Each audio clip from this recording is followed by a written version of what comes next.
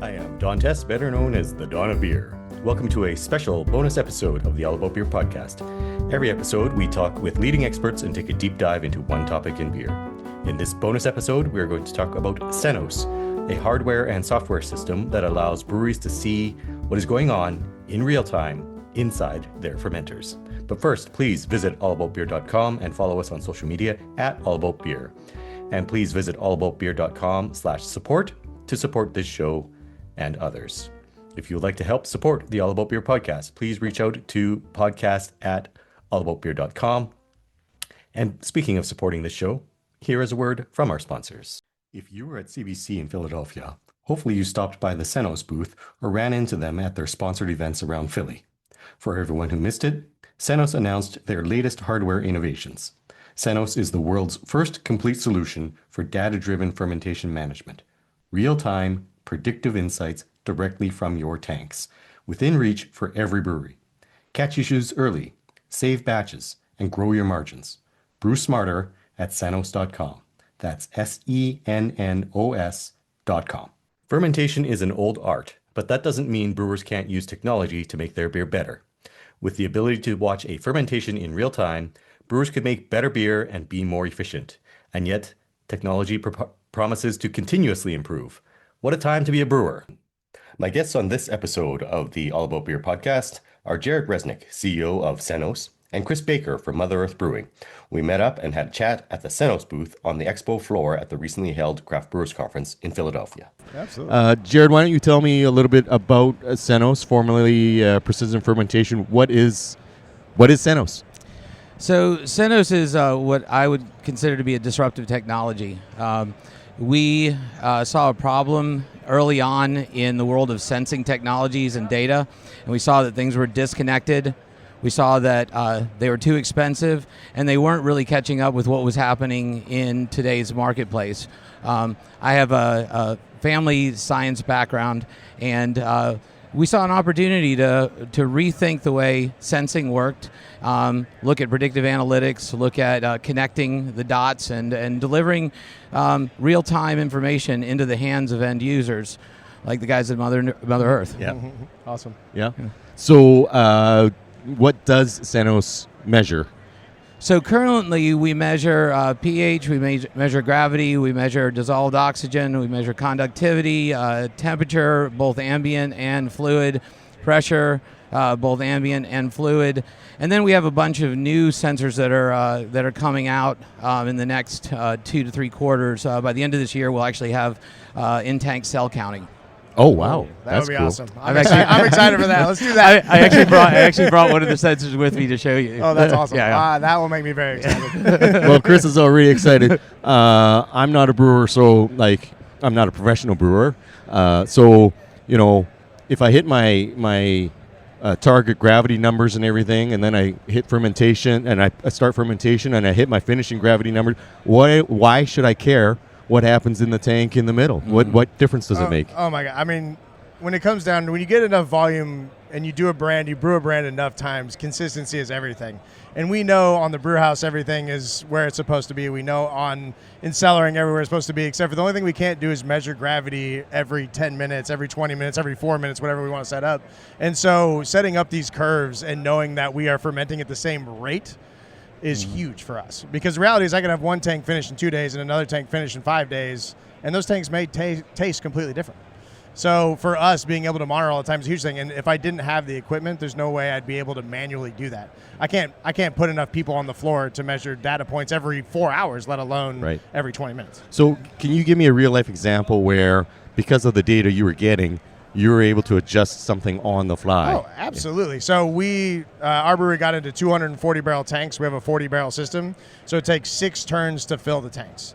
So we have to fill it over two separate days. And early on, we had some interesting fermentation flavors that we weren't expecting. And so with our Sennos equipment, we were able to optimize and match our 240 barrel fermentation curves to our 120 barrel fermentation curves and get rid of those flavors. And really what it came down to were pitch rates, oxygenation rates, things that we could measure with these sensors and making sure that we stayed on par. So we used it for just different size batches. It basically got us to optimize our consistency so that we could do multiple size batches and still get the same beer out the end. So Chris is like a dream partner for us. Yeah, he seems to like your product. Well, no, but so, if you're going into something and you're just thinking about sampling and singular data points, you're missing the point, literally the point. I mean, photographs are phenomenal, but a photograph is a moment in time, and by the time you're looking at a photograph, it's usually a historical information. And so what Chris and team understood early on was this was an opportunity to see everything in a completely different way. One of the things, I don't know if the guys showed you here at the booth, but the intelligent fermentation report that we're now starting to we were talking about that just a few minutes ago. Yeah, so this idea that, I theorized early on that, do you need to see all of those singular data points? You don't if you've got 750,000 data points, yes. Right? At that point, you're not wondering about where the line is going or how it's going to end up. And so the idea was, my God, I need to figure out a way to give people more time to be more creative, to think differently. So let's show them start, let's show them how it's going, and let's show them when it's done. So we're going to get you there on time and safely so that you can go do the more important things, yes. Right? Absolutely, 100%. That's exactly what, being able to spend that time in my office actually looking at fermentation and actually using the software you have online, which is also incredible, makes it so much easier. I don't have to spend all my time putting all those data points into a spreadsheet, building those curves on my own, which are not very descriptive in their own right because there's not very many data points. Now I can just sit down every morning, look at where my beers are, and know exactly how things are going. Does it help you dial in? I think people talk about a fermentation taking 4 days, for example, but 4 days is an arbitrary. Why are we using days? Yeah. Is it really 96 hours, or should it be 90 hours, exactly. or should it be 100 hours? Exactly. Does it let you dial that in? Yes, absolutely. And Okay. it helps us dial in the amount of oxygen we add, the amount of yeast that we add, the temperatures that we ferment at. Can you save to money? hit those same? Because you're pitching in the right amount of yeast. Oh, absolutely. Because you're. It just makes us more consistent. We Okay. can save money. We can pitch. If you pitch less yeast, you're going to get a little bit less yeast off the back of your harvest, but at the Right. same time, you can harvest earlier. What it's done is opened up our brew schedule to be more flexible as well. Okay. So now I know when I'm going to be terminal. So when I'm planning 6 weeks from now what I'm going to be brewing, and they're like, well, we'd really like to fill this tank with this beer, but this tank's only going to be at day 6. Can we harvest that beer off, and do we have enough? Can we harvest that yeast off, and do we have enough? And the answer is yes. I can answer that question because I know exactly where I'm going to be because of the data that I have. So does it make brewing, it sounds like it makes brewing easier, Yes. scheduling easier. Yes. Does it make your beer better? Yes, because it gives you another variable that you can tweak. Like I said, we know if I pitch X amount of yeast into that tank and put X amount of oxygen in, I know what that fermentation curve looks like. We will sometimes tweak one of those, a little bit less oxygen, a little bit less yeast, and try to stretch that curve out and see what those two beers taste like. So now I'm not thinking of beer as just what's coming through the brew house or just what I taste in my bright tank. I'm thinking about how to tweak that fermentation curve ever so slightly and how that beer tastes at the end. So I've got a whole nother variable that I can actually measure and show to other people and be like, okay, it's cleaner here, or we get a little bit more yeast ester here, and we can really tweak that. So we can. Actually, for me, what it does is make our yeast control infinitely better. Okay. I think also one of the things that a company like Mother Earth gets is this idea of, look, we know what we know. These guys are incredible craftsmen. They know their product. And the thing is that they just need more information. Yep. And the more information you give people, the more things that they can do. Fermentation, until precision fermentation came along, was a black box. Yep. And so the idea was, how do we unlock that black box? It was a stainless steel box, but a steel cylinder. And actually, we had the black box. Yeah, right? I was going to say, ironic, you had the box. Yep. But what was really cool early on was I was sitting in a meeting with a rather large company, and the head of operations said, Jared, I get it, it's really cool, but why do we need all this information? We've never had it before. And this head brewer, it was actually an assistant brewer, goes, exactly. That was the answer. Yeah. We've never had it before. And so Which this is exactly is why we need it. He's doing exactly what we dreamed that somebody would do with our equipment. Our equipment isn't teaching him anything he doesn't know. We're just trying to open it up and allow him to be more creative, think better, and also get more time at home. Yeah, absolutely. Because it's absolutely. app-based, so you could be sitting at the baseball game, checking your fermentation. Yeah, well, it was funny. We were talking about this earlier. In the world of a million distractions of today, so my phone, if I walk out onto the production floor to go check on a fermentation or go look at something, even if I have to go pull gravities or whatever, I can go into the brewery and get asked 1,000 questions along the way. I get back to my desk and I'm like, what did I go out there to do? And I'm like, oh my God, I waste so much time. Now I open this up and I see everything that I need to see. I go out with a plan. I can tell everybody what to do from like right out of the jump. Yeah. So it saves me time Yeah. and allows me to be more accurate with my staff, which is even more helpful on top of all the other controls and like the actual brewing parameters that we can manage. So like, yes, I can do it from a baseball game. I can do it from CBC. So right now we're brewing beer in Idaho and I can see how the brews went yesterday and I can see how fermentation is kicked off. And I don't have to come back to a surprise of a stalled or a slow fermentation or something starting that way it shouldn't. Right. Yeah. And possibly having to dump a beer because something went wrong or whatever. Or our delay, like in our world, it's just delaying our schedule. Like as a brewery right now, we are completely maxed out. I do not have time to put an extra 4 days, 5 days, or a week onto a fermentation. I need to make sure everything starts. So reacting in the first 24 hours allows me to save myself weeks of time and headaches, rescheduling, reprogramming, and doing all the things that we do. So that's the easiest sell point for me is I know what's going on immediately and I can fix it. You know what I mean? Is this always, kind of sound, it's a consistency thing and all that. Can it also help you with recipe design and say like, I'm going to do this beer. This is the fermentation temperature I want at various gravity points, and therefore I want it to alert me. Now's the time I want to kick off the, turn off the glycol or whatever. 100%, yes. And it's helped us optimize how we have a cool scheduling device in our system to like.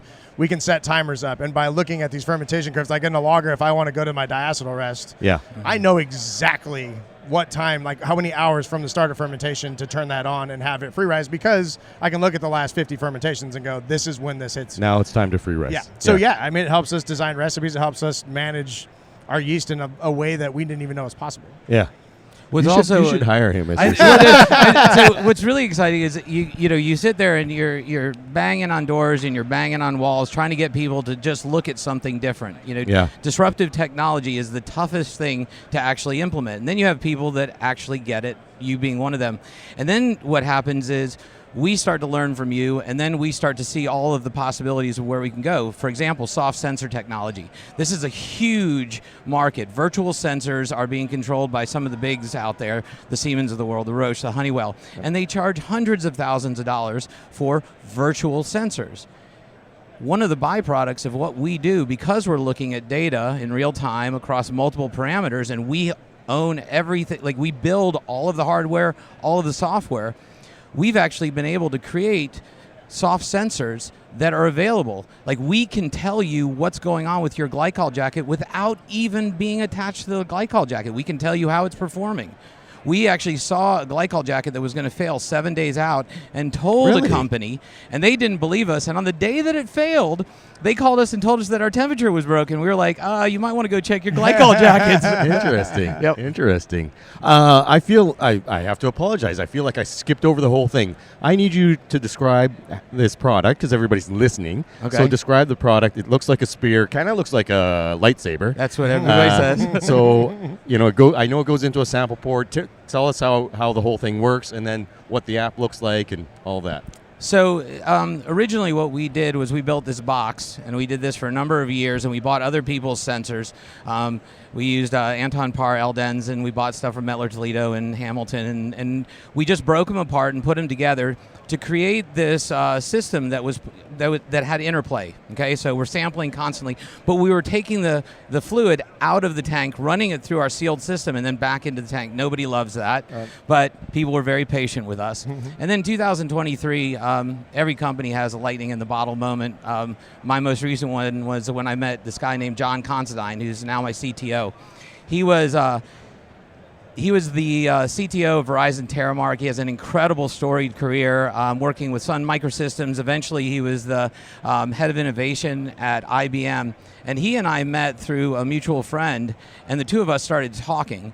And over 3 months, he decides he's going to come out of retirement. And he said to me on end of the month of November 2023, he goes, look, here's the deal. I'm going to come out of retirement.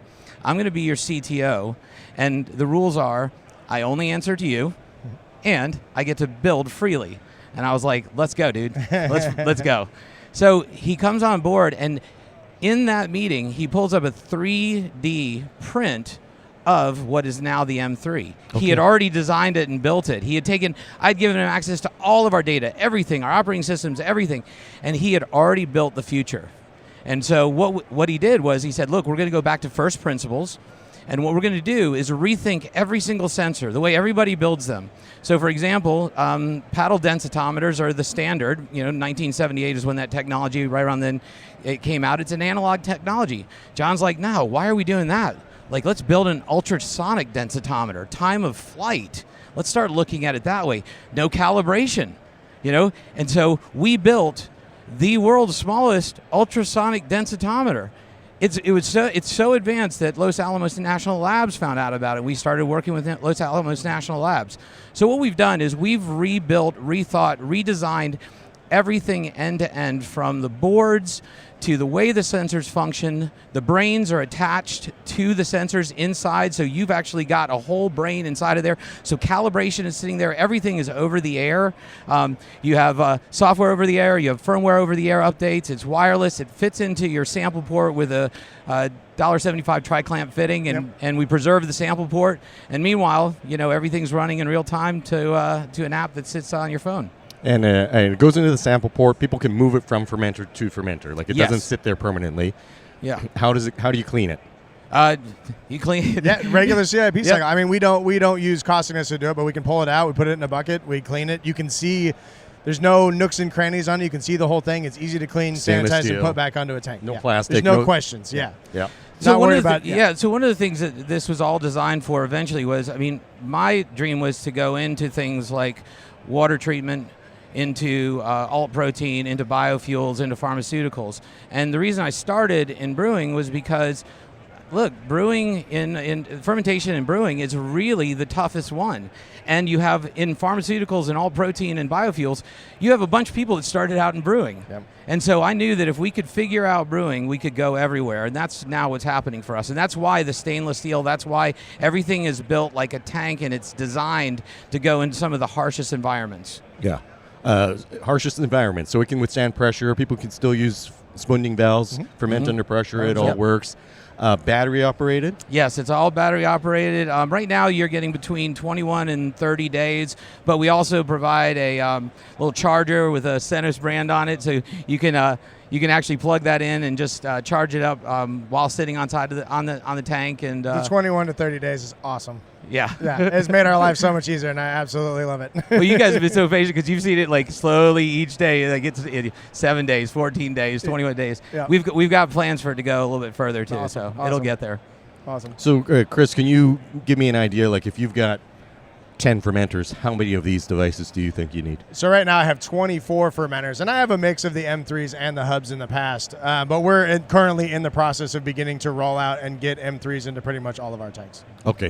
Okay, so you basically want one per ferment. That's what I want, is because, and the thing that we're figuring out now is because we used to move these hubs, like we'd look at primary fermentation and move them tank to tank. No, which actually I love, because we could see primary and focus on it. Man. And now we're putting them into our tanks and looking at what happens after we chill, which is cool. So watching pHs. No pun intended. After you exactly. And watching pHs Well drift and being able to see, if we're getting autolysis or yeast degradation that's affecting the beer as a condition. So we're into a whole nother realm with the M3s, where we're looking at a part of fermentation that we've only been able to look at through taste. So that's also really cool. Okay. So, Jared, I got a tough question for you. All right, here we go. Brewing industry's not doing awesome. Lots of breweries are struggling. Mm-hmm. Convince me that this isn't just a toy. Convince me that this is actually worth money. Okay, so I'm going to answer that question in a different way, if I may. Yeah. There are companies that are struggling, but is the alcohol business really struggling? Look, we're still dealing with the tail end of COVID, and what I look at is drinking groups that are younger. I look at my sons that are 22 and 24, and what I see is they're relearning how to socialize again. They spent all this time disconnected, and so now what's happening is they're reconnecting, and they may not be drinking a six-pack of Black Label Light because it's cheap, but guess what? They're going out and they're looking for really really good product, and they don't mind spending $18 to $20 on a single beer. Like, if it's really good and really cool, they're totally into it. And so what we have to do as an industry is we have to rethink that. We have to understand that people still want to do it, but we've got to engage them not just in a setting where it's like, hey, here's a six-pack, but we've got to engage people at an intellectual level. So where Sennos fits in is, this goes back to this idea of data. If we unlock everything and we show you everything, people like Chris, who are truly awesome at what they do, he's going to go figure it out, and his business is going to be just fine. It's the other ones that are sitting there and they're wondering why this isn't selling anymore, instead of thinking about what's really going on and how can I interact. We've got plans for our app that will enable customers to, and guys are going to kill me for even talking about this. Terrapin Brewing was one of our original users, and Dustin Watts was the CEO at Terrapin. He just joined Sennos, and in the early days, he's our senior VP of the revenue side of the organization. Anyways, we came back and started talking about this idea of how cool it would be if you could let customers see beers and what stage they are. So if you have limited editions, they could actually sign up for them and know what they could pre-purchase. And we know it's going to be raining on Thursday. Exactly, and then they come by and it's ready for them. So now, not only are you planning for distributors, not only are you planning for your own planning, but you're also planning and you're engaged. This is what I'm talking about. Data is going to open up the market and engage the customer in a different way. And so now that this is launched, now that we're doing all the things that we're doing, we're going to keep pushing the way we look at data and offering up new ways for our users to engage with their customer base so that they can become stronger. You know how on an airplane, on the screen, it can show you how far along the flight you are? Yes, you could have exactly. that in the tap room. At that. You have that in the tap room. How's that beer coming along, right? Oh, that's coming up. Oh, man, I've got to sign up for that one. I could log into Untapped and give you 3 stars before the beer's even ready. There you go. That's awesome. I love it. Do you have any kind of benchmarks? Like if a brewery is at around 1,000 barrels a year, they should start looking at this, or is this really for everybody and anybody?